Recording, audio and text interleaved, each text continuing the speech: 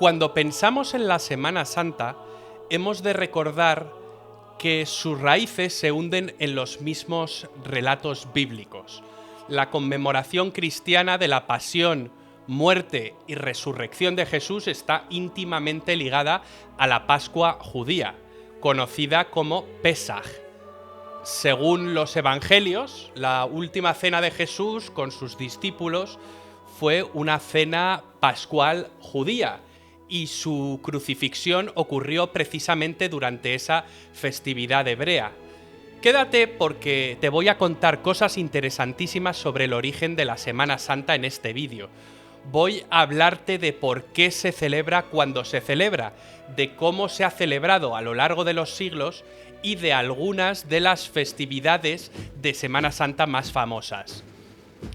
Ahora bien, hablando de la Pascua judía, hay que recalcar que esta no es una fiesta cualquiera.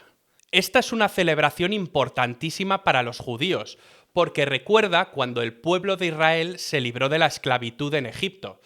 ¿Te suena, no? Esa historia del Éxodo con Moisés y todo eso. Y esta fiesta siempre se celebra en primavera, justo la noche de luna llena del mes de Nisán. Pero ojo, que esto no es un calendario normal como el nuestro, no. Ellos usaban y usan, sobre todo para las festividades religiosas, un calendario lunisolar, que es una cosa un poco complicada, ya que es un calendario que tiene en consideración tanto la posición del Sol como las fases de la Luna. Un año cae en marzo, otro cae en abril, vamos, que es un lío tremendo, pero así funciona. Hemos de pensar que los primeros discípulos de Jesús, todos ellos judíos, naturalmente, relacionaron la resurrección de Cristo con la Pascua que estaban celebrando. De hecho, la propia palabra Pascua pasó a utilizarse para la fiesta cristiana.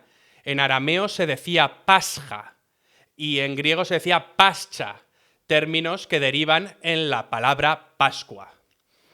¿Y qué significa Pascua? Pascua significa pasar por alto. El término está relacionado con el relato bíblico del Éxodo, donde el ángel de la muerte pasó por alto las casas de los israelitas marcadas con sangre de cordero durante la 10ª plaga de Egipto. El Día de los Panes sin Levadura marcaba el inicio de la festividad judía, cuando se sacrificaba un cordero y se comía durante la cena de Pesaj. Justo coincide con la última cena de Jesús con sus discípulos. Pero más allá de la etimología, la conexión es clara. Los cristianos creyeron que Jesús era el Cordero Pascual. Jesús es el que derrama su sangre, el que se sacrifica para salvarnos. Así que para los primeros cristianos, Jesús no solo estaba relacionado con la Pascua judía, sino que era como el cumplimiento de que toda esa fiesta estaba significando algo muy importante. Y es una idea potentísima. Por eso desde los primeros tiempos los cristianos conmemoraron la resurrección en primavera, coincidiendo con la luna llena tras el equinoccio de marzo, al igual que la Pascua hebrea o judía. Ahora bien, en los inicios no hubo inmediatamente una Semana Santa tal como la conocemos. No, nada de eso. Al principio, en los primeros tiempos del cristianismo, la cosa era muy diferente, mucho más sencilla, de hecho. La comunidad cristiana era pequeña, eran pocos, y encima estaban perseguidos. No todo el tiempo, pero sí que hubo persecuciones hasta el siglo IV. Entonces, claro, las celebraciones que hacían no eran como las procesiones gigantes que vemos ahora, eran más bien como reuniones íntimas. Lo hacían con una vigilia nocturna, o sea, una noche en la que se quedaban despiertos rezando, cantando, y luego al día siguiente, el domingo, pues ahí sí que montaban una fiesta, una celebración alegre. Pero ojo, no todos lo hacían igual. Cada grupo tenía sus costumbres locales y ahí es donde la cosa se pone interesante. Por ejemplo, había un grupo en Asia Menor que se llamaban los cuartodecimanos. Estos tipos decían, oye, nosotros vamos a celebrar la Pascua cristiana exactamente el día 14 de Nisán, que es como se marca en el calendario judío. Y les daba igual si ese día caía en domingo, lunes, jueves, lo que sea. Para ellos, lo importante era seguir la fecha de la Pascua judía. Punto. Pero luego había otros cristianos que no estaban de acuerdo, que decían, oye, no, espera, que Jesús resucitó un domingo, ¿no? Así que nosotros, pues siempre vamos a celebrarlo el domingo. Y vamos a celebrarlo el domingo siguiente al 14 de Nisán. Y claro, imagínate, esta disparidad llevó a debates muy intensos dentro de la iglesia primitiva. Al final, después de varias reuniones importantes, lo que ellos llamaban sínodos, que eran asambleas de obispos, pues al final llegó el momento clave, el Concilio de Nicea, año 325. Ahí es donde se pusieron serios y dijeron, vale, muy bien, basta de líos, vamos a zanjar esto de una vez. Y tomaron una decisión muy clara. La Pascua cristiana se va a celebrar siempre en domingo. Y no va a coincidir con la Pascua judía, porque queremos que sea algo distinto. Vale, bien, ¿no? Además añadieron otra regla, que no se celebre 2 veces en el mismo año, porque claro, con los calendarios de aquella época a veces se liaban y podían acabar celebrándolo 2 veces. Así que básicamente los obispos en Nicea pusieron orden y dijeron: la Pascua judía será el primer domingo después de la primera luna llena de primavera. Irónicamente, esta decisión de Nicea, tomada para lograr uniformidad, abrió un complejísimo capítulo que es el del cómputo pascual, del que te voy a hablar más adelante. Lo que tienes que darte de todo esto, que es muy complejo, lo más importante es que la Semana Santa, tal como la entendemos, tiene sus raíces en estos momentos que cuentan los evangelios, en Jerusalén, durante la Pascua judía. Por eso, el calendario de la Semana Santa no es fijo, como Navidad, que siempre es el 25 de diciembre. No, el calendario de Semana Santa cambia cada año, porque depende de la luna, igual que la Pascua judía. Hagamos una reflexión. Podemos decir que la Semana Santa cristiana nace de la Pascua hebrea, igual que la Iglesia cristiana brota del tronco de Israel. De la Jerusalén del siglo IV a las primeras celebraciones cristianas públicas. Bien, durante los 3 primeros siglos, mientras el cristianismo fue una religión a menudo clandestina, la conmemoración anual de la pasión y resurrección de Cristo se hacía de forma modesta. Pero a inicios del siglo IV el panorama cambió radicalmente. El emperador Constantino se convirtió al cristianismo y la fe obtuvo libertad de culto tras el Edicto de Milán del año 313. Pues poco después, Jerusalén recobró el protagonismo que se merecía, el protagonismo de una ciudad santa. Hemos de imaginar la emoción de los cristianos al poder por fin profesar su fe abiertamente, incluso viajar a Tierra Santa para rezar en los mismos lugares donde Jesús vivió. En este contexto surge una figura clave, Santa Elena, la madre del emperador Constantino. Según la tradición, la emperatriz peregrinó a Jerusalén hacia el año 326 y allí promovió excavaciones en los lugares santos. Cuentan los relatos históricos que halló la cruz donde murió Cristo tras demoler un templo pagano de Venus que había en el Monte Calvario. Encontró la llamada Veracruz, que significa cruz verdadera. Verdadero el hallazgo o no, lo cierto es que Elena patrocinó la construcción de basílicas en Jerusalén en los sitios más venerados, sobre el Calvario y el sepulcro donde fue enterrado, con la iglesia del Santo Sepulcro. También en el Monte de los Olivos. Gracias a Santa Elena, Jerusalén se llenó de reliquias y santuarios cristianos. Pensemos en lo que eso supuso. Apenas 15 años antes los cristianos estaban perseguidos. Ahora de repente podían hacer procesiones por las calles de Jerusalén mismas donde había caminado Jesús.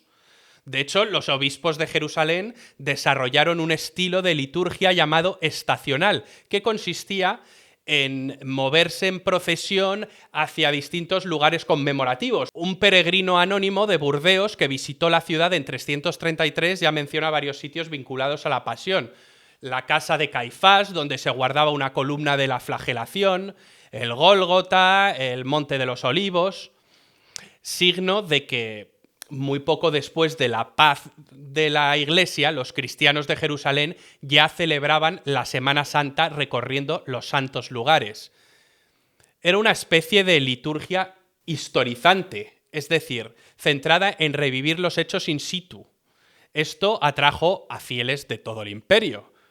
Como te podrás imaginar, tenemos además un documento extraordinario de finales del siglo IV, que es el diario de viaje de Egeria, una peregrina hispano-romana, posiblemente originaria de Galaecia, más o menos la actual Galicia, aunque no exactamente, que entre 381 y 384 realizó un extenso viaje a Tierra Santa. Egeria, maravillada, dejó por escrito la descripción más antigua de cómo se vivía la Semana Santa en Jerusalén en aquella época. Y lo hace además con todo lujo de detalles.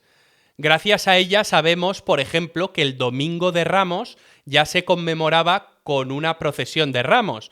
Tras la misa matutina, la gente y el clero se reunían por la tarde en el Monte de los Olivos y desde allí bajaban en procesión con palmas y ramos de olivo, cantando «Bendito el que viene en nombre del Señor», hasta el lugar del sepulcro. Egeria cuenta que todos, niños incluidos, llevaban ramas en una recreación de la entrada de Jesús en Jerusalén, una recreación muy vibrante, pero quizá lo más emocionante que describe Egeria es el Viernes Santo en Jerusalén.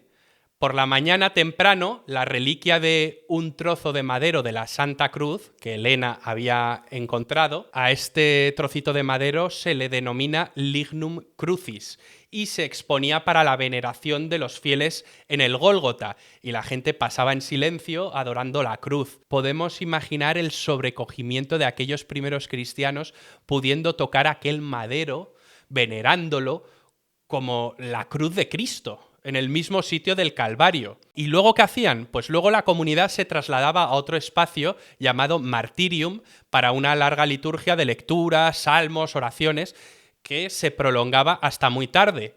La lectura del diario de Egeria nos deja claro que a finales del siglo IV la Semana Santa ya se había convertido en una gran celebración pública en Jerusalén, con procesiones multitudinarias y ritos muy emotivos. Ella misma comenta admirada cómo toda Jerusalén participaba en ese gran evento. De hecho, la liturgia de Jerusalén tenía un carácter fuertemente conmemorativo y realista, pero la intención no era hacer un simple teatrillo, sino revivir de verdad cada evento del Evangelio en el lugar exacto donde había ocurrido.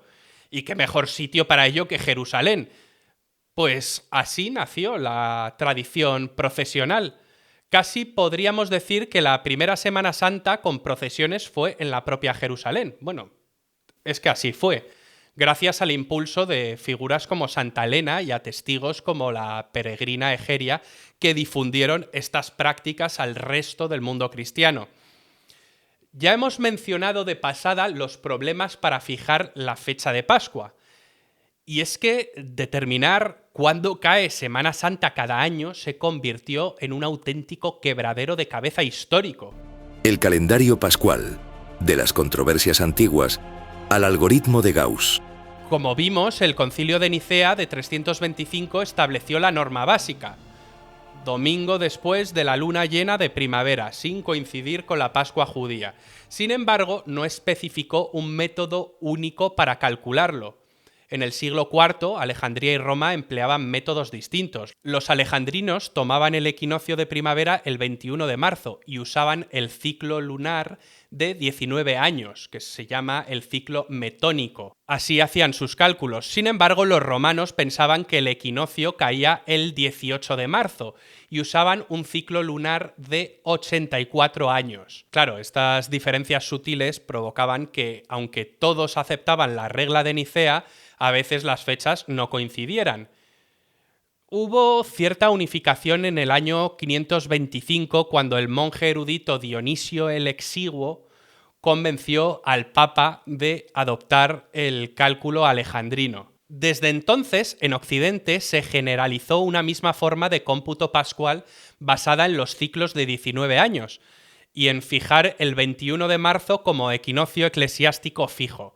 Es decir, aunque astronómicamente el equinoccio a veces caiga el 20, la Iglesia siempre considera el 21.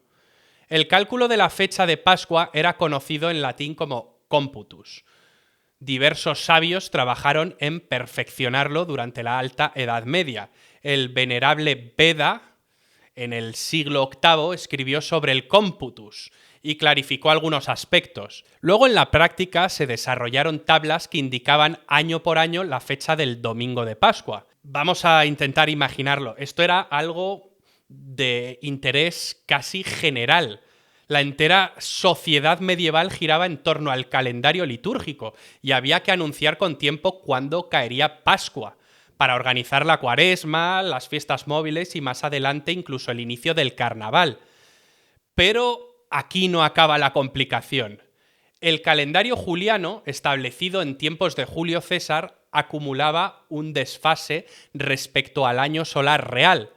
Para el siglo XVI el equinoccio ya no caía el 21 de marzo, sino alrededor del 11 de marzo, lo que descolocaba el cálculo pascual. Por eso el Papa Gregorio XIII llevó a cabo la reforma del calendario, dando origen al calendario gregoriano, que es el que usamos hoy. Y para esto os recomiendo que veáis el vídeo que hice en este canal sobre el origen de nuestro calendario.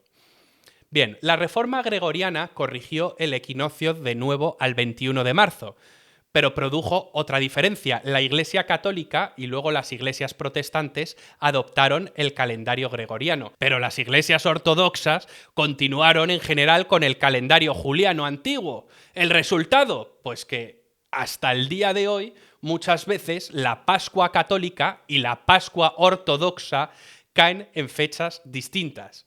Además, algunas iglesias orientales siguen utilizando métodos tradicionales para calcular la luna llena. Imagínate el lío. Es curioso que, pese a Nicea, nunca se logró una fecha única universal. Aún en el siglo XXI se están intentando hacer esfuerzos ecuménicos por unificar la fecha de Pascua, pero por ahora no hay ningún resultado. Bien, para no perdernos. En la práctica, la Semana Santa occidental, católica y protestante, oscila entre el 22 de marzo y el 25 de abril. Nunca puede ser antes ni nunca puede ser después, debido a las reglas astronómico-litúrgicas que lo impiden. Y la Semana Santa ortodoxa suele caer después de la nuestra, pero en algunos años coinciden, como es el caso de este año 2025. En cualquier caso, determinar la fecha exacta implica correlacionar calendarios solares y lunares, lo cual es bastante complejo. Tanto es así que uno de los grandes matemáticos de la historia, el alemán Carl Friedrich Gauss, publicó en el siglo XIX un algoritmo simplificado para calcular el domingo de Pascua con simples operaciones aritméticas. Este algoritmo de Gauss, basado en restas y divisiones modulares, bueno, es una cosa muy compleja. Bueno, para los que sepan de matemáticas quizá no tanto, aún se enseña este método a modo de curiosidad histórica en muchas escuelas. Permite a cualquiera con lápiz, papel, calculadora averiguar en qué fecha cae la Pascua de un año dado. Hoy día, claro, es muy fácil mirar en internet cuándo cae la Semana Santa de cada año, pero claro, no deja de sorprendernos pensar que durante siglos el anuncio de la fecha de Semana Santa era algo reservado a astrónomos y clérigos que se dedicaban a esto del computus. De hecho, en la Edad Media el cálculo de la Pascua se consideraba una ciencia sagrada. Que un año la Pascua se calculara mal era poco menos que un desastre. Afectaba a ciclos agrícolas, a ferias comerciales, bueno, un montón de cosas. En resumen, la Semana Santa no tiene fecha fija porque depende de aquella luna de primavera, igual que la Pascua judía original. Bien, yo creo que esto es muy bonito porque significa que algunas de nuestras tradiciones todavía siguen bailando al son de antiguos ciclos lunares. Volvamos ahora a la parte más visible de la Semana Santa, las procesiones. El nacimiento de las procesiones, de Jerusalén a la Europa medieval. Ya vimos cómo en Jerusalén se originó esa costumbre de recorrer los lugares santos haciendo memoria de cada episodio de la Pasión. Bien, aquella liturgia de la Ciudad Santa no tardó en influir a otras comunidades. En el siglo V, cuando Jerusalén se había consolidado como la gran meta de los peregrinos, muchas capitales cristianas comenzaron a imitar sus ritos. Los obispos de grandes sedes como Roma, Constantinopla, Antioquía, Alejandría, etc., incorporaron procesiones en distintas fiestas. Por ejemplo, en Roma se desarrolló la costumbre de las estaciones cuaresmales, donde el Papa iba en procesión con los fieles a una iglesia distinta cada día de Cuaresma. Para Semana Santa, Roma y las demás ciudades adoptaron procesiones especialmente el Domingo de Ramos, bendiciendo palmas y recorriendo las calles cercanas, y el Viernes Santo trasladando reliquias o imágenes del crucifijo para la adoración. La liturgia estacional de Jerusalén, centrada en revivir la pasión, moviéndose por la ciudad, caló hondo en Occidente. No se trataba de copiar lo mismo, claro, porque otras ciudades no tenían un Monte Calvario real, pero sí de recrear el espíritu.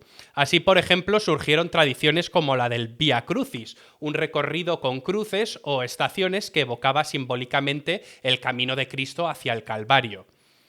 Un hito importante ocurrió en el Renacimiento español. En 1521, Fadrique Enríquez de Rivera, el marqués de Tarifa, regresó a Sevilla tras peregrinar a Jerusalén. Venía tan impresionado de lo que había visto allí que decidió instaurar en su ciudad un Vía Crucis semejante al de Jerusalén, marcando 14 cruces desde su palacio, que era la supuesta casa de Pilatos, hasta una cruz en las afueras que simbolizaba el Calvario. Cada año, durante la Cuaresma, organizaba procesiones penitenciales siguiendo ese camino. Este Vía Crucis sevillano se considera el germen directo de la Semana Santa de Sevilla y, por extensión, un modelo para otras ciudades españolas. De hecho, la idea misma de las 14 estaciones del Vía Crucis se popularizó desde entonces por Europa. Poco a poco, las procesiones de Semana Santa fueron adquiriendo rasgos propios en cada lugar, pero todos inspirados en la fuente original, Jerusalén. Pero no nos adelantemos. En la Europa medieval ya existían procesiones religiosas desde mucho antes. La Iglesia solía organizar procesiones en rogativas para pedir que lloviera, por ejemplo, o en fiestas importantes como el Corpus Christi. Pero la peculiaridad de las procesiones de Semana Santa es su fuerte carga dramática y emocional. Son penitenciales y a la vez conmemorativas. Durante la Edad Media plena y la Alta Edad Media, estamos hablando de los siglos XII, XIII, XIV y XV, en paralelo al auge del arte gótico y las ciudades, surgieron muchas cofradías, hermandades que asumieron la organización de estas procesiones. Por ejemplo, en los reinos hispánicos, en España, desde el siglo XIII se tiene noticia de procesiones con personas encapuchadas, es decir, los famosos nazarenos portando cruces o incluso flagelándose en público en señal de penitencia. En algunas ciudades de Alemania, Italia o España, hacia finales del medievo, ya se sacaban incluso imágenes religiosas en andas, crucifijos o estatuas de la Virgen María, para acompañar la meditación sobre la pasión de Cristo. Por ejemplo, hay registros de procesiones ya en época prerrománica del Domingo de Ramos con tallas de Cristo entrando en Jerusalén a lomos de una borriquilla que se ponía encima de una peana con 4 ruedas. Esto es muy típico de Alemania, se llaman Palmessel. En Suiza se exhibe un Palmessel que data del año 1055 y este es probablemente el paso más antiguo de Semana Santa que se conserva. Y es que la sensibilidad popular quería ver aquello que se celebraba. Así nacieron escenas procesionales que hoy nos son familiares. La entrada triunfal, Jesús en la borriquita con palmas, el Calvario con la cruz a cuestas, etc. Todo esto acabaría derivando en los pasos monumentales que conocemos hoy. La motivación original seguía siendo la misma, revivir la pasión. En ausencia de los santos lugares de Jerusalén, las ciudades europeas crearon sus propios calvarios simbólicos. Muchas iglesias erigieron capillas dedicadas a la pasión, o montículos con cruces fuera de las murallas llamados gólgotas. Cada uno tenía su pequeño Gólgota. La costumbre de visitar 7 iglesias en la noche del Jueves Santo al Viernes Santo, presente en muchas ciudades, refleja también la idea de moverse de estación en estación. Hemos de pensar en la imaginación medieval. Pueblos enteros volcados en escenificar el drama sagrado. De hecho, junto a las procesiones surgieron también los autos sacramentales y representaciones teatrales de la Pasión, que tiene que ver con estas dramatizaciones religiosas de Semana Santa. Procesiones y teatro sacro iban de la mano. De hecho, era una forma de contarle a la gente sencilla, de forma muy visual, la historia sagrada. En el mundo hispánico, las procesiones de Semana Santa estaban bien asentadas hacia finales del siglo XV. Pero claro, con la llegada del barroco alcanzarían un esplendor extraordinario. Ahora voy a hablaros de las cofradías. En la Edad Media surgió una institución crucial, las cofradías o hermandades religiosas que tomaron a su cargo la organización de estas procesiones pasionarias. Veamos esto con más detalle. Cofradías medievales y hermandades de la sangre. De la penitencia a la tradición. El término cofradía viene del latín frater, que significa hermano, y simplemente viene a ser una asociación de fieles. En la Edad Media, a partir del siglo XII, proliferaron por toda Europa hermandades religiosas, grupos de fieles que se unían con fines piadosos y también asistenciales, ayuda mutua, caridad, etc. De hecho, muchas cofradías se ligaron a gremios profesionales con la devoción de algún santo patrón. En España, por ejemplo, las cofradías de oficios, carpinteros, alfareros, labradores, etcétera, etcétera, eran comunes desde el siglo XIII, pero en paralelo surgieron cofradías penitenciales dedicadas especialmente al culto de la Pasión de Cristo. Algunas de las más antiguas llevaban advocaciones como la Santa Veracruz o la Sangre de Cristo. Se las llamó a veces hermandades de la sangre, precisamente por centrar su devoción en la sangre derramada por Jesús en la Pasión. Su aparición se produce primero en la zona del Levante español, en lo que entonces era la Corona de Aragón. De ahí se extendieron por toda la península durante los siglos XIV y XV. Estas hermandades penitenciales medievales tenían 3 notas características. Una era su fin devocional, es decir, el culto a los misterios de Cristo. Otra, su faceta caritativa. Muchas ayudaban a pobres o cuidaban de enfermos. Y la tercera era la penitencia pública que practicaban, a veces con un rigor impresionante. Por ejemplo, la Hermandad de la Sangre de Cristo de Zaragoza, fundada en 1280, se dedicaba a recoger los cadáveres de ajusticiados o muertos sin familia para darles sepultura cristiana. Estas prácticas todavía llegan a nuestros días, de hecho, aunque claro, hoy ya no es tan necesaria esta labor con el estado de bienestar del que todos gozamos, por lo que estas tradiciones han ido perdiendo peso. Pero hemos de pensar que muchas de estas labores antes eran realizadas por las cofradías y por las hermandades. Cofradías como por ejemplo la Veracruz, por su parte, organizaban viacrucis vivientes en las calles. Para 1500 prácticamente todas las ciudades y pueblos de España ya contaban con alguna cofradía de pasión. Un fenómeno llamativo del tardomedievo fue el de los disciplinantes o flagelantes. Algunas cofradías penitenciales permitían o incluso alentaban que sus hermanos se disciplinaran, es decir, que se dieran latigazos en la espalda durante las procesiones, como una forma extrema de penitencia. Esta práctica tuvo auge con la peste negra a mediados del siglo XIV, bajo la creencia de que la penitencia colectiva podía aplacar la cólera divina. Pero estas prácticas comenzaron pronto a regularse por la Iglesia. La Iglesia, de hecho, las condenaba, y es que estas procesiones comenzaron a estar controladas para evitar excesos escandalosos. Pero el problema es que muchas veces volvían a aparecer estas prácticas, sobre todo en periodos turbulentos. La Iglesia siempre trató de dar orientaciones para que las manifestaciones de piedad popular se encauzaran con decoro y sin elementos supersticiosos. Así, progresivamente se prohibieron las crueldades autoinfligidas en público. En ciudades de España, los últimos flagelantes prácticamente desaparecieron en el siglo XVIII, tras una real cédula de Carlos III. Y bueno, hay algunas hermandades que conservan la tradición de que ciertos hermanos vayan descalzos y con grilletes, o portando pesadas cruces como forma de penitencia, pero claro, no tan lesiva. Aunque aún subsisten raros ejemplos en España de autoflagelación ritual, como los picaos de San Vicente de la Sonsierra, en La Rioja, pero son casos aislados y muy reglamentados. En general, las cofradías evolucionaron hacia expresiones menos sangrientas y más artísticas y ceremoniales. Y así creo que debería ser. Pero volvamos al siglo XVII, al barroco, donde las hermandades de Semana Santa florecieron enormemente en España. Recibieron el apoyo tanto del pueblo como de las autoridades civiles y eclesiásticas, porque estas procesiones pasaron a considerarse una poderosa herramienta de catequesis visual y de afirmación de la fe católica, especialmente frente a la Reforma protestante, que había suprimido este tipo de manifestaciones.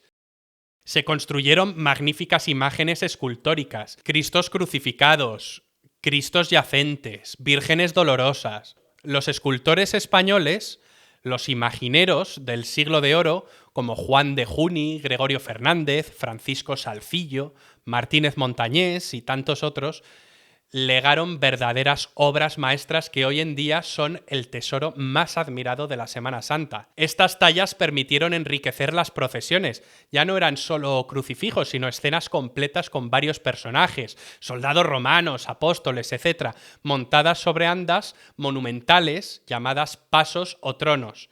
Las cofradías se estructuraron con reglas, juntas de gobierno, protocolos solemnes.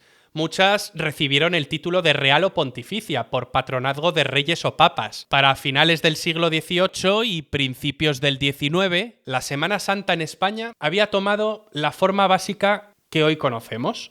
Desfiles procesionales organizados por cofradías, con nazarenos vestidos, con túnicas, con capirotes, acompañando pasos, adornados estos pasos con flores y portando velas, al son de tambores, música sacra. Hubo, sin embargo, momentos de declive, por ejemplo, durante las guerras. Por ejemplo, durante la independencia, la guerra de independencia contra Napoleón o la Guerra Civil Española en 1936, de 1936 a 1939, donde muchas imágenes fueron destruidas. Y estas tradiciones muchas veces fueron vistas con recelo. Pero en el siglo XX resurgieron con fuerza. Resurgieron con fuerza durante el franquismo, pero también en democracia, hasta convertirse en un fenómeno cultural de primer orden. A continuación, voy a emprender un recorrido por varias regiones de España. Semana Santa en España. Un mosaico de tradiciones regionales. Cuando pensamos en Semana Santa en España, probablemente Sevilla es lo primero que nos viene a la mente.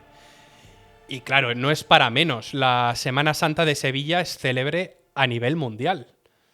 Es célebre por su esplendor barroco, por su intenso fervor popular y, por supuesto, por su maravillosa estética. Hoy día cuenta con más de 60 cofradías que realizan estación de penitencia durante la llamada Semana Mayor. Las procesiones sevillanas se caracterizan por sus majestuosos pasos cargados al hombro por los costaleros, avanzando al son de marchas procesionales de cornetas, de tambores, mientras interminables filas de nazarenos con capirote, algunos portando cirios, otros cruces, recorren las estrechas calles del casco antiguo. Hemos de imaginar el ambiente. De hecho, yo recomiendo que si alguna vez en la vida te lo puedes permitir, ve a Sevilla a ver la Semana Santa, a ver las fachadas engalanadas con mantones, el olor a incienso, los niños recogiendo cera de las velas, el azahar en el aire primaveral, la multitud guardando silencio. O de repente rompiendo de manera emocionada con el canto de una saeta. La saeta es ese cante flamenco, espontáneo y desgarrado que algún devoto entona desde un balcón o a pie de calle cuando pasa un paso, especialmente dedicado a la Virgen María. Escuchar una saeta a la Esperanza Macarena en la madrugada del Viernes Santo pone los pelos de punta hasta el menos religioso. La madrugada sevillana, la noche entre jueves y Viernes Santo, es el momento cumbre. En esas horas salen algunas de las cofradías más emblemáticas, como la Esperanza de Triana, el Jesús del Gran Poder o la Macarena, congregando a cientos de miles de personas hasta el amanecer. Es difícil describir la mezcla de emoción, devoción y, bueno, todo el arte que se vive en Sevilla. Los sevillanos dicen que la ciudad huele a Semana Santa, y es que todo el año se espera este gran momento con ilusión. Hay imágenes veneradísimas, muchas con varios siglos de antigüedad, que protagonizan escenas que son verdaderos museos andantes. Por ejemplo, el Cristo de la Expiración, el Cachorro, tallado en 1682. Es impresionante, impresiona por su realismo. Pero también tenemos la Virgen de la Esperanza Macarena, que luce un llanto tallado tan conmovedor que es objeto de canciones. Sevilla aporta también la figura singular de los ya mencionados costaleros, que cargan los pasos desde abajo ocultos por un faldón, andando al compás marcado por un capataz que les guía con voces y toques de martillo en el paso. Cada cofradía tiene sus colores, tiene sus insignias, tiene su historia. Algunas, de hecho, muy antiguas, que se remontan al siglo XVI. Otras son fundaciones más modernas, pero sin duda la Semana Santa sevillana es un espectáculo de religiosidad popular y belleza artística difícil de igualar. Y además sirve de modelo para muchas otras. En el extremo opuesto, en estilo a Sevilla, podríamos situar la Semana Santa de Zamora, en Castilla y León. Zamora se precia de tener una Semana Santa antiquísima. Sus cofradías datan de 1273, nada menos, y además son de las más austeras de España. Aquí no vamos a encontrar grandes alardes barrocos ni música estridente. Al contrario, aquí lo que define la pasión zamorana es el silencio, la sobriedad y el recogimiento. Sus cofrades desfilan con largas capas castellanas, faroles de vela y el rostro a veces descubierto, aunque a veces cubierto con sencillos capirotes negros o morados. Muchas procesiones transcurren de noche, iluminadas solo por la llama trémula de las velas, mientras en las aceras el público numeroso, pero respetuosamente callado, acompaña con recogimiento. El momento cumbre de Zamora llega en la madrugada del jueves al Viernes Santo, con la procesión del Jesús Yacente. En ella, la Hermandad del Yacente porta una imagen de Cristo muerto y hacen un alto en la oscuridad de la plaza de Viriato. Allí sucede algo mágico. Un coro de más de 200 hermanos entona el Miserere en latín, rompiendo el silencio sepulcral con un canto antiguo que sobrecoge el alma. La escena, apenas iluminada por las velas que portan los cofrades, emociona a los presentes. Este Miserere fue compuesto relativamente tarde, en 1952, por el padre Alcácer, y se ha convertido en la banda sonora de la Semana Santa zamorana. Es difícil describir la emoción de esos momentos en que la polifonía grave de los bajos, barítonos y tenores resuena entre las piedras milenarias de la ciudad, mientras todos recuerdan la pasión de Cristo. Otra estampa única de Zamora es la de los Merlú, dos hermanos de la cofradía de Jesús Nazareno, identificables por su indumentaria, uno tocando una corneta y otro un tamboril, que van por las calles despertando a los cofrades para las procesiones de la madrugada. Al son de su toque, los hermanos se congregan. De hecho, esto es una tradición análoga a la ronda leonesa de la que luego te voy a hablar. Pero cambiemos de tercio. De la austeridad silenciosa de Castilla vamos a pasar ahora al estruendo vibrante de Ellín, en Albacete. Ellín es famoso por su tamborada, que es literalmente una batalla de tambores. Pues más de 20.000 tamborileros toman las calles tocando sus tambores al unísono, produciendo un ruido atronador que dura días y noches. La imagen es impresionante. Hombres, mujeres, niños, ancianos, vestidos con túnicas negras, muchos con pañuelos rojos al cuello, tocando tambores grandes sin parar. Este redoble multitudinario empieza oficialmente el miércoles santo por la tarde y continúa toda la noche del jueves al viernes santo, alcanzando su punto álgido en la madrugada, el llamado Mañana de los Tambores. Luego vuelve a repetirse el sábado santo y acaba el domingo de resurrección con un emocionante toque de silencio antes del encuentro. Durante unos instantes, miles de tambores callan a la vez, justo antes de que se encuentre la imagen del Cristo resucitado con la de la Virgen. Y tras ese silencio sepulcral, estalla de nuevo un estruendo final y jubilar, con una suelta de palomas volando al cielo. Bajando de nuevo a Andalucía, tenemos la Semana Santa de Málaga. Málaga, al igual que Sevilla, es conocida por sus grandes procesiones multitudinarias y también por su imaginería barroca, pero tiene un carácter distintivo, un carácter propio que la hace diferente a la de Sevilla.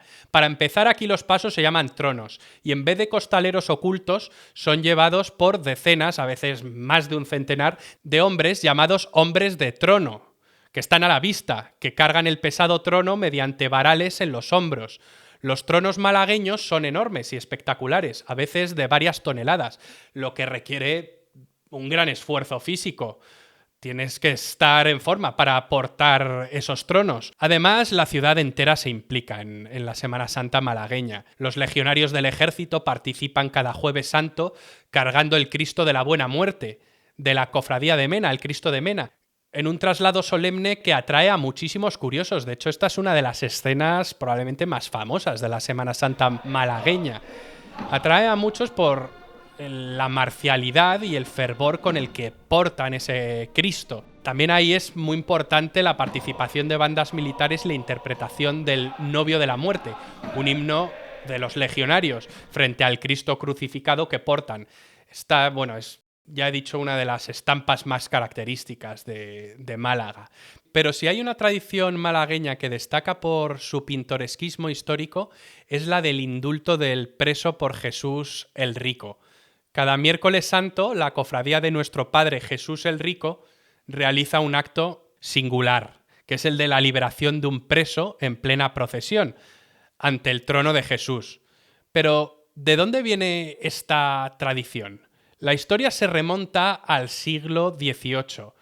Reinando Carlos III en 1759, una epidemia asoló Málaga y las autoridades decidieron cancelar las procesiones por miedo al contagio. Y cuenta la leyenda que los presos de la cárcel, devotos de Jesús el Rico, pidieron sacar ellos al Cristo en ausencia de cofrades. Al negarse el alcaide, los presos se amotinaron y se escaparon y tomaron el trono sacándolo en procesión ellos mismos. Realizaron la procesión más larga que la ciudad recuerde. Y al terminar, todos ellos regresaron voluntariamente a la prisión, salvo uno que volvió al día siguiente, llevando una reliquia, una cabeza de San Juan Bautista, y con ella curó milagrosamente a un compañero preso que estaba enfermo. Tras esto, dice la tradición que la epidemia remitió. El suceso impresionó tanto al rey Carlos III que concedió a Jesús el Rico el privilegio de liberar a un recluso cada año. Y así se ha hecho desde entonces, salvo contadas excepciones históricas. El Consejo de Ministros del Gobierno de España es el que regula esto y aprueba el nombre del preso indultado, y en la procesión del miércoles santo se abre la celda, simbólicamente, frente a la imagen de Jesús el Rico. El preso sale libre, entre aplausos del gentío. De hecho, este es uno de los momentos más esperados y emotivos de la Semana Santa malagueña, pues es un momento único. Combina fe, misericordia, espectáculo, lo tiene todo. Ahora nos vamos a trasladar al norte para conocer la Semana Santa de León. La de León es una Semana Santa que combina la sobriedad de Castilla, como hemos visto en Zamora, con ciertos giros propios leoneses llenos de tradición. Para empezar, aquí a los nazarenos se les llama coloquialmente papones, un término cariñoso de origen, no se sabe muy bien, de origen incierto. León cuenta con cofradías muy antiguas, algunas del siglo XVI, y una imaginería excelente, en parte influida por la cercana escuela vallisoletana. Pero lo más singular es un acto llamado la ronda. La ronda es una ceremonia nocturna. En la madrugada de Viernes Santo, es decir, en la noche del Jueves Santo, un grupo de 4 hermanos de la cofradía del Dulce Nombre de Jesús Nazareno recorre las calles de León llamando a todos a la procesión del día siguiente. ¿Cómo lo hacen? Pues van parando ante distintos lugares emblemáticos, el ayuntamiento, el obispado, la diputación, etc. y realizan un toque ritual. Suenan una esquila, es decir, una campanilla, un clarín y un tambor, tras lo cual uno de ellos entona con voz potente y quebrada: «¡Levantaos, hermanitos de Jesús, que ya es hora!». Este llamamiento, cargado de tradición, nos hace imaginar tiempos antiguos en que un pregonero despertaba a toda la ciudad para ir al Calvario.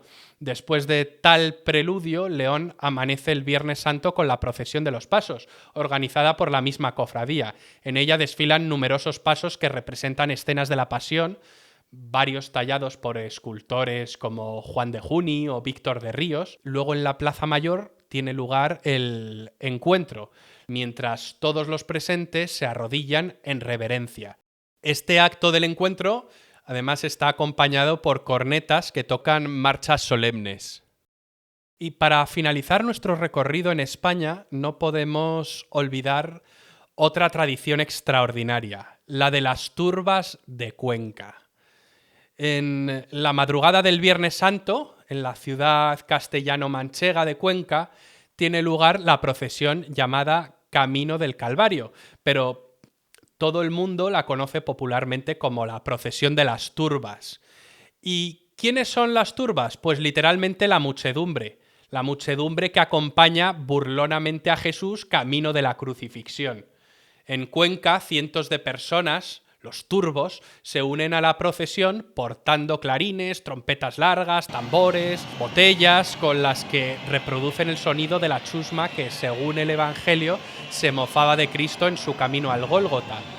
Tocan sin orden aparente, a ratos estridentemente, a ratos hacen pausas, pero lo que crean es una atmósfera de caos controlado, que sin embargo forma parte de un rito que es muy querido por los conquenses. Las turbas van mezcladas entre los nazarenos de las cofradías, que sí desfilan ordenadamente con sus túnicas de colores y todo eso.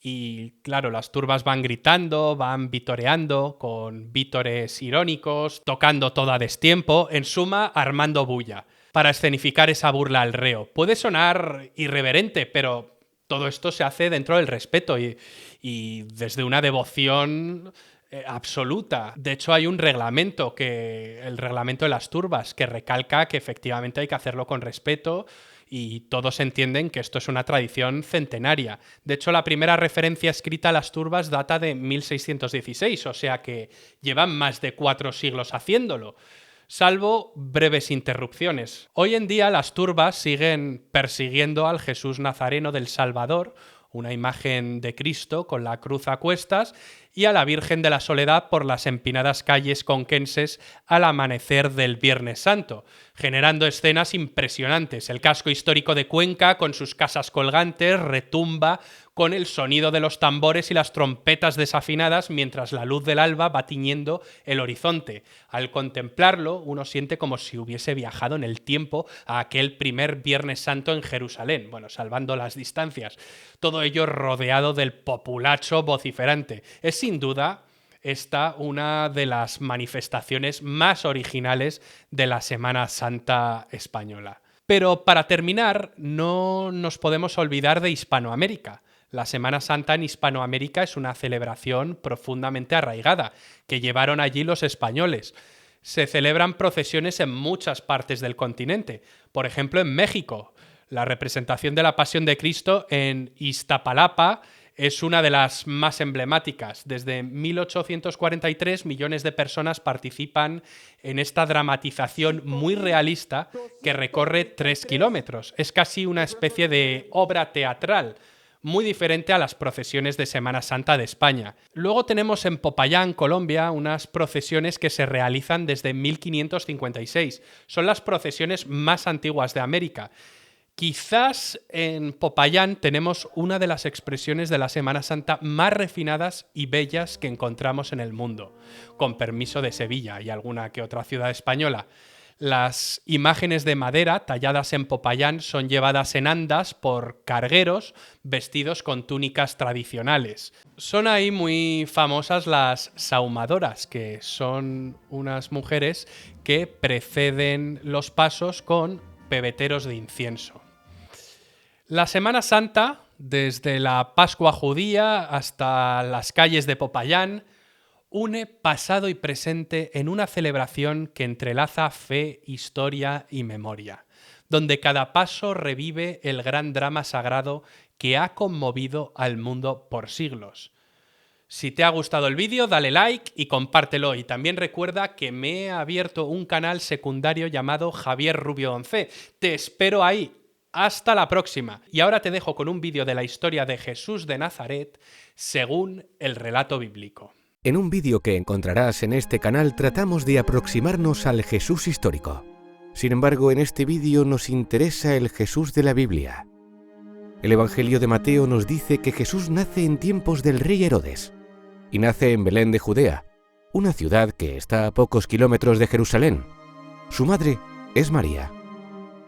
María estaba desposada con José, pero Jesús fue concebido por el Espíritu Santo y no por María, que conservaría su virginidad. José, que a efectos hizo de padre, descendía de Abraham, y también del rey David y del rey Salomón. Unos misteriosos magos, guiados por una estrella, acuden a adorar al niño que ha nacido y le ofrecen presentes. Herodes, alertado por el nacimiento de ese bebé llamado a ser Hijo del Altísimo, inicia una persecución mandando matar a todos los niños menores de 2 años que había en Belén, para asegurarse de que Jesús muriese. José, la Virgen María y el niño tienen que huir a Egipto. Pero después de la muerte del monarca, estando fuera de peligro, regresan a Israel y se instalan en Nazaret, en la región de Galilea. De ahí que a Jesús se le conozca como Jesús de Nazaret.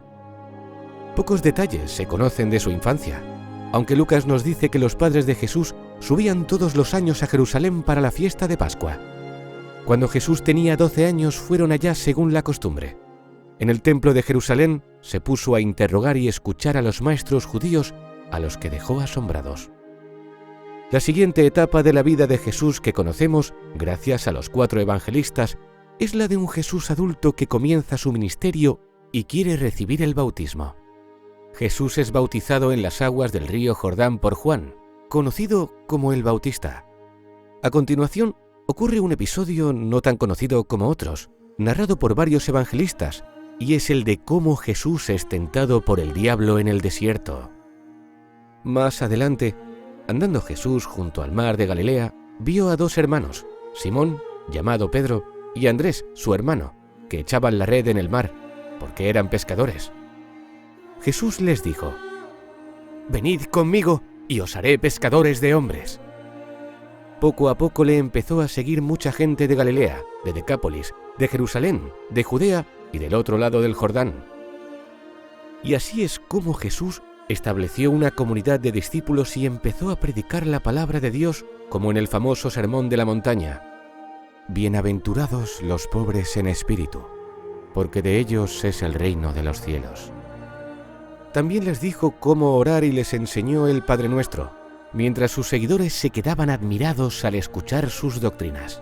Mas aun cuando empezó a obrar milagros sanando enfermos, resucitando muertos, expulsando demonios o controlando las fuerzas de la naturaleza. De entre todos sus discípulos, escogió a 12 y les dio autoridad sobre el resto. Son conocidos como los 12 apóstoles y son Simón, llamado Pedro, y Andrés, su hermano, Santiago, el mayor hijo de Zebedeo, y Juan, su hermano, Felipe, Bartolomé, Tomás, Mateo, el publicano, Santiago el menor, hijo de Alfeo, Judas Tadeo, Simón el cananeo y Judas Iscariote. Utilizó a menudo parábolas. Las parábolas de Jesús son pequeños relatos de contenido enigmático de las que se extrae una enseñanza moral y sirven para que Jesús explique a sus seguidores el reino de Dios. Son muy conocidas la del Hijo Pródigo o la del Buen Samaritano. Según los 4 evangelios, Jesús fue con sus seguidores a Jerusalén para celebrar allí la fiesta de Pascua. En Jerusalén, la ciudad más importante del mundo judío, se sucederán unos hechos trascendentales conocidos por todo el mundo, en la que sería la última semana de su vida. Entró en la ciudad a lomos de un asno y fue aclamado por la multitud, lo que demuestra que ya era una persona muy popular. A continuación acudió al templo de Jerusalén y expulsó de allí a los mercaderes. Volcó las mesas de los cambistas y las sillas de los que vendían palomas. Exclamaba que habían convertido una casa de oración en una cueva de ladrones. Este hecho molestó a los líderes de la comunidad judía. Faltaban 2 días para la fiesta de la Pascua y los jefes de los sacerdotes y los maestros de la ley buscaban la manera de arrestar a Jesús por medio de algún engaño y luego matarlo. Judas Iscariote, uno de los 12 discípulos, fue a ver a los jefes de los sacerdotes para entregarles a Jesús. A cambio de recibir una compensación económica que acordaron en 30 monedas de plata, buscaría el mejor momento para delatarle y facilitar su arresto. Se conoce como la Última Cena al evento en el que Jesús se reunió por última vez con sus discípulos para compartir comida y bebida con ellos alrededor de una mesa. Última Cena y Primera Eucaristía, pues en ella Jesús tomó pan, lo rompió y lo dio a los otros diciendo que era su cuerpo. Lo mismo hizo con el vino, sangre, derramada para la remisión de los pecados. Además, durante la Última Cena, Jesús predijo que iba a ser traicionado por uno de los apóstoles presentes y que antes de la mañana siguiente, Pedro iba a negarle hasta 3 veces antes del amanecer. El Evangelio de Juan cuenta cómo Jesús se arrodilló ante los apóstoles y les dio un nuevo mandamiento. Amaos los unos a los otros como yo os he amado. Después de la cena, Jesús y sus discípulos fueron a orar al huerto de Getsemaní. Los discípulos se quedan dormidos y entonces se narra la faceta más humana de Jesús, pues pasa por un momento de gran tribulación y de fuerte angustia, porque ve que se acerca su muerte, pero al final la acepta con probidad, dispuesto a acatar la voluntad de Dios. Estando en el huerto, de repente irrumpió una turba armada con espadas y palos. Junto a ellos estaba Judas Iscariote, que se acercó a Jesús y le dio un beso, gesto que sirvió para señalar al hombre que buscaban. La traición de Judas Iscariote se había consumado. Prendieron a Jesús y lo llevaron ante el sumo sacerdote Caifás, que convoca al Sanedrín, el tribunal de justicia de los judíos. Llevar a cabo un juicio como este en una noche festiva no los detiene. Siguen adelante con su plan. Aquellos hombres sabios que componían el Sanedrín estaban deseando incriminarle, pero no consiguieron hallar pruebas fácilmente. Después de un rato, el astuto Caifás, sabedor de que a los judíos les irrita que alguien afirme ser el Hijo de Dios, le preguntó al acusado: ¿Eres el Cristo? ¿Eres el Mesías? ¿El Hijo del Dios bendito? Sí, soy yo, dijo Jesús. Y ustedes verán al Hijo del Hombre sentado a la derecha del Todopoderoso. ¿Para qué necesitamos más testigos?, dijo el sumo sacerdote, rasgándose las vestiduras en señal de indignación. Ustedes han oído la blasfemia. ¿Qué os parece? Todos ellos le condenaron y le hallaron digno de muerte. Algunos comenzaron a escupirle, le vendaron los ojos y le propinaron algunos golpes. Pedro, que andaba cerca, fue descubierto por una sirvienta. Tú también andabas con Jesús, el de Nazaret. La situación de Pedro empezó a peligrar y lo negaría hasta 3 veces, incluso afirmando no conocer al Nazareno, tal como había predicho Jesús. Después de que el gallo cantara, Pedro se dio cuenta de lo sucedido y rompió a llorar. Con la llegada del día, Jesús fue llevado ante Poncio Pilato, el procurador romano de la provincia de Judea. Tras interrogarle, Pilato no le halló culpable y pidió a la muchedumbre que eligiera entre liberar a Jesús o a un conocido bandido, llamado Barrabás. La multitud, alborotada y manipulada por los jefes de los sacerdotes, pidió que se liberase a Barrabás y que Jesús fuese colgado en un madero. Pilato hizo caso a la multitud. Al saber que condenaba a un inocente, tuvo mala conciencia, por lo que se lavó simbólicamente las manos. Tras pasar por un calvario de humillaciones, llevaron a Jesús al monte Gólgota y allí lo clavaron en un madero de tormento.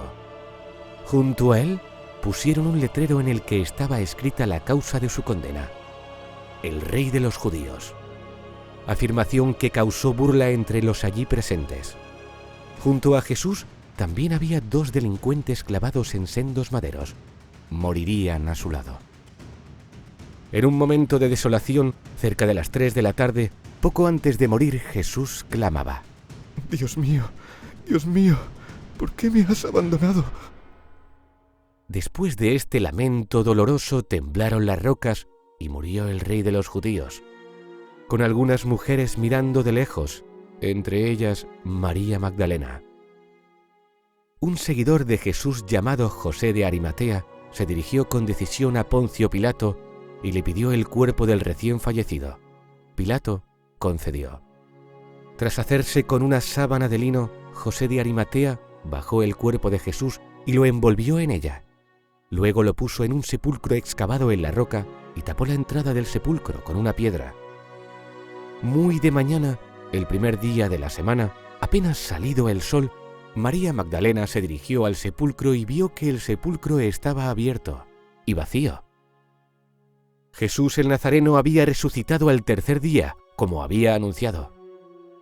La Biblia nos dice que en los días siguientes Jesús hizo una serie de apariciones.